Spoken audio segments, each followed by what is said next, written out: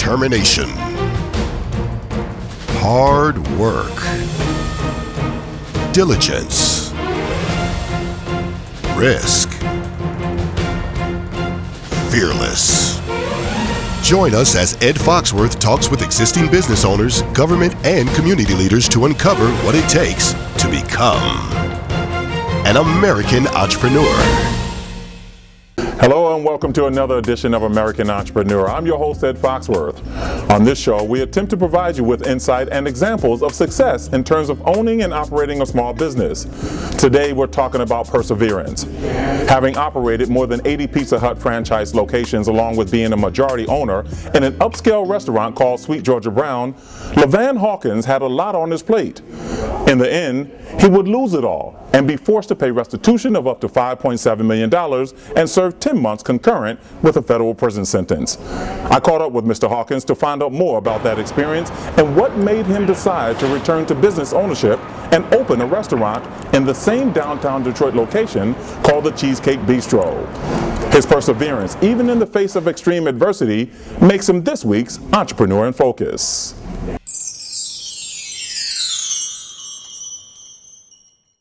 Sitting here today with Mr. LaVan Hawkins in the Cheesecake Bistro, downtown Detroit. It's fantastic to see you.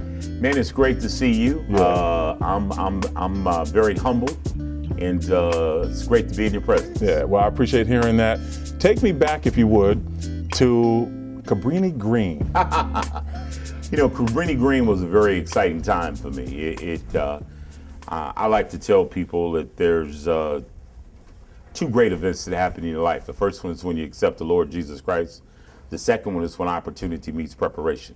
Cabrini Green gets you prepared for an opportunity. Yeah. And, you know, I could have went 100 different ways, right? But I decided to focus on business and focus on success. It was a very, very interesting time for me growing up because what it did is that it made a man out of me. You know, going downstairs in the morning, being told that you're not going to be able to go to school today, being told you're not going to be able to get on the bus, being told that, you know, we may not decide to let you out of the building. Well, you know, instead of me looking at that as being a bad thing, what I did is looked at it as being a good thing and allowed that to motivate me to want to catapult in order to be able to become successful. Yeah. And so I used that as a leverage mark when I started working at McDonald's as a maintenance man and focused on what success was all about. Speaking of working at a place like McDonald's, you actually came up through the ranks in the restaurant business. You worked at a number of restaurants and worked your way all the way up. Regional vice president at some point. Regional vice president, 1,200 stores for Kentucky Fried Chicken, $1.8 billion in revenue. Youngest regional vice president they've ever had. I was regional vice president by the time I was 26 and was a multimillionaire by the time I was 27. Fantastic. Wow. So for you, tell me what crusty but lusty means to you.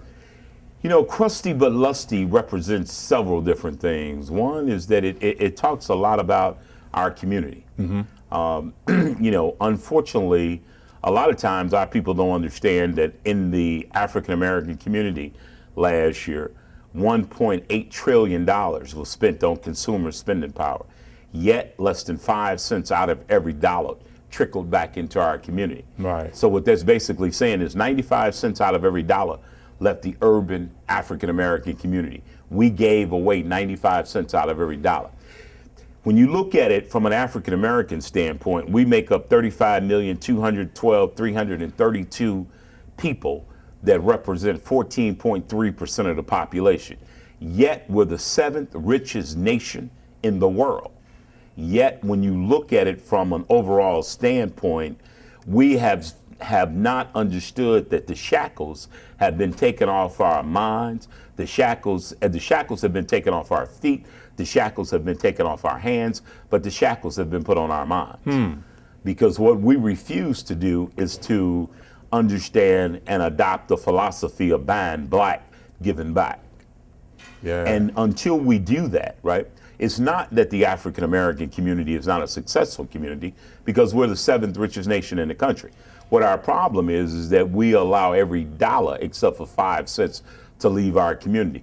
When you talk about, successful people, the Jewish community, what they went through Holocaust, how is it that the Jewish community makes up 2% of the population but controls 68.7% of the wealth in this country? Yeah, raises some interesting questions for people to think about.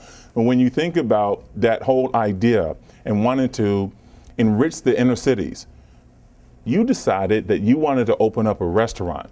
2002, Sweet Georgia Brown. Mm-hmm. What was the vision? I know you wanted to talk about franchising it, but the vision of it was my partner Bob Johnson and guys like Earl Graves and guys like Vernon Jordan. When they would come to town, they would say to me, LaVan, how is it that you own 150 restaurants in this town, yet every time we get ready to go out to dinner, we got to go out to Birmingham, we got to go out to Bloomfield Hills, we got to go out to Royal Oaks. I mean, I really don't understand how is it that a guy like you has not been able to put together a restaurant that is going to be something that people can be proud of. And, and as a matter of fact, Bob challenged me, and I took it as a challenge, and spent about $3.5 million building Sweet Georgia Brown. The mayor told me not to build it. The governor told me not to build it. Conrad Mallett, the former Chief Justice of the Michigan Supreme Court, who was my president of my company at that time, told me not to build it. But what had happened is that God told me, build it and they will come. And so what I ended up doing was putting my faith in God. I built it. It became the only 5-star restaurant in the state of Michigan. It did a little over $8.5 million, which made it the highest grossing restaurant in the state of Michigan. And we were able to do some amazing things. We were able to take young African American, not only African American, but whites, Jewish, Hispanics. We had a rainbow coalition of people, shared with them what the philosophy was all about and what success was all about. And we were able to create something that was second to none. American Entrepreneur will return in a moment.